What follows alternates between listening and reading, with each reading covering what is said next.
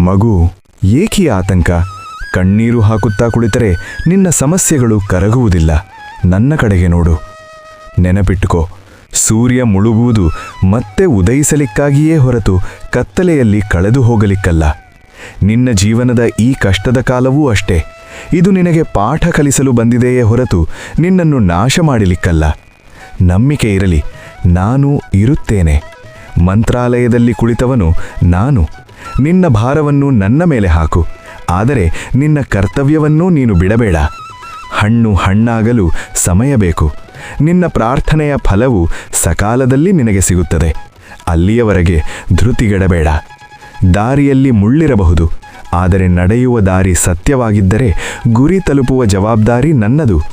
ಹಿಂದೆ ಸರಿಯಬೇಡ ಮಗು, ಎದ್ದು ನಿಲ್ಲು. ನಿನ್ನ ಶ್ರಮದ ಜೊತೆಗೆ ನನ್ನ ಅನುಗ್ರಹ ಸದಾ ಇರುತ್ತದೆ. ಓಂ ಶ್ರೀ ರಾಘವೇಂದ್ರಾಯ ನಮಃ ಎಂದು ನಂಬಿಕೆಯಿಂದ ಹೆಜ್ಜೆಯಿಡು. ಜಯ ನಿನ್ನದಾಗುತ್ತದೆ.